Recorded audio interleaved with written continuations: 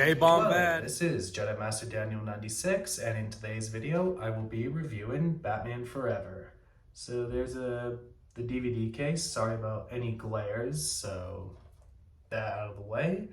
So this movie is the third Batman movie ever released, and this is the first Joel Schumacher Batman movie.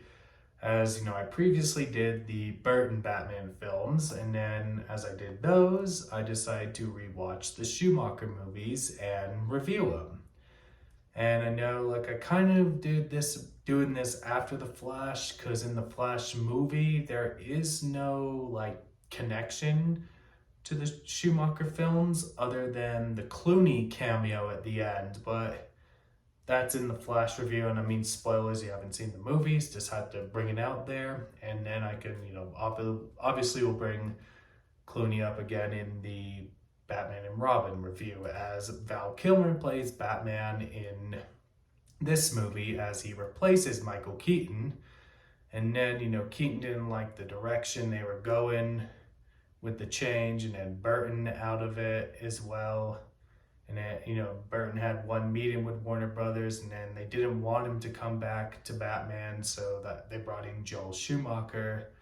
And then, Robin Williams was originally going to play the Riddler, and he took too long to accept, and that's why the role went to Jim Carrey.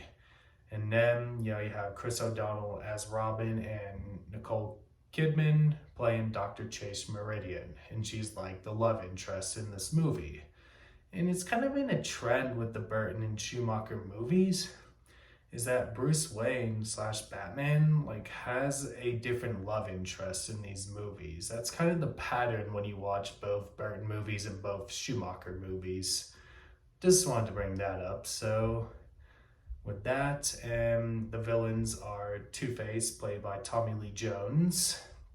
And I know, like, in the 89 movie, you had Billy D. Williams as Harvey Dent, and then they kind of, went to Tommy Lee Jones with Schumacher in the mix. So it's pretty much, there's like a whole shift of things, and the only actors that came back from the Burton films were Michael Goff as Alfred and Pat Hingle as Commissioner Gordon. So those were pretty much, the only actors carried over from the Burton films to the Schumacher films.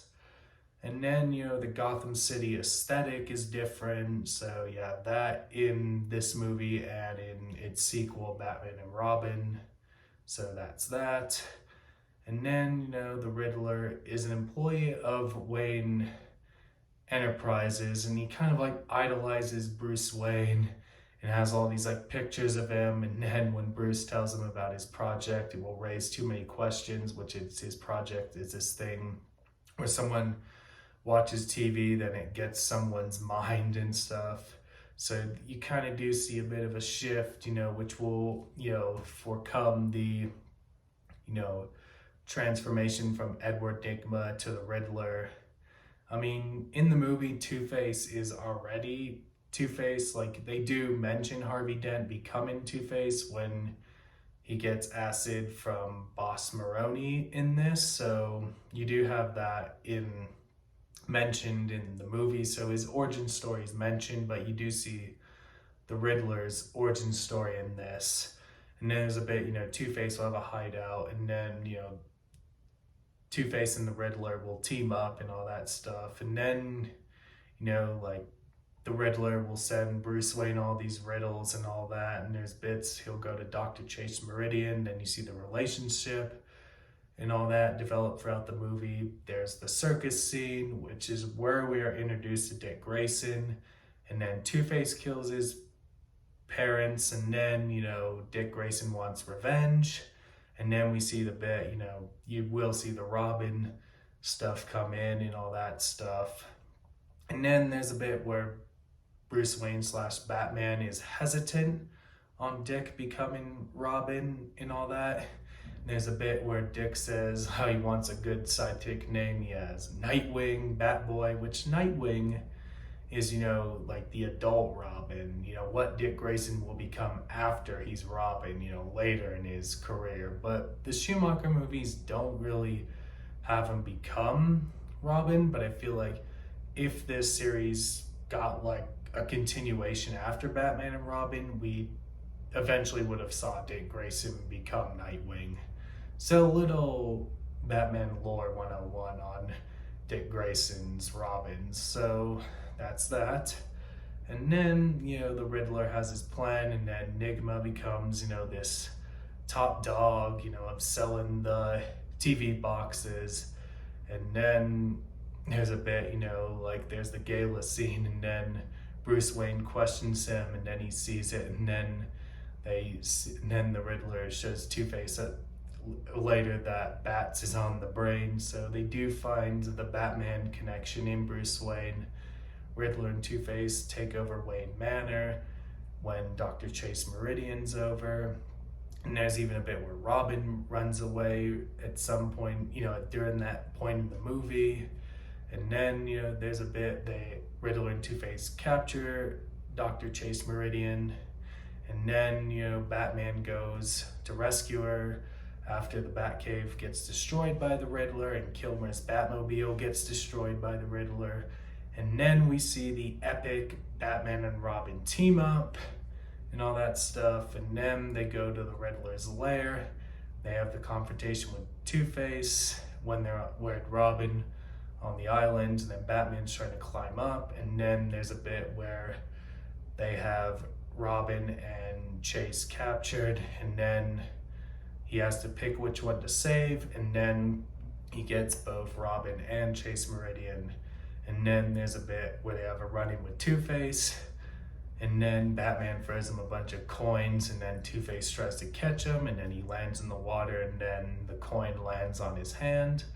And then there's a bit like the Riddler, like before that, like Batman throws a thing at the top, and then you see the Riddler kind of like you will get deformed, and then you see him like after the whole thing all beat up after that in the thing in that. And then the Riddler's thrown in Arkham Asylum, and then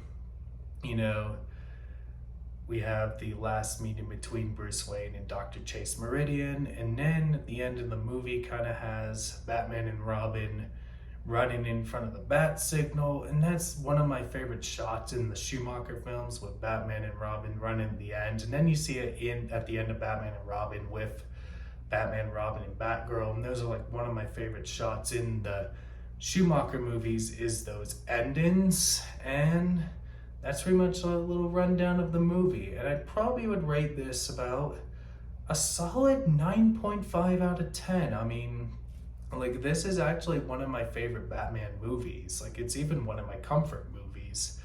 And I actually do say that this movie is a misunderstood masterpiece. Like, I mean, to me, like, this is the balance between a dark Batman story and a campy Batman story.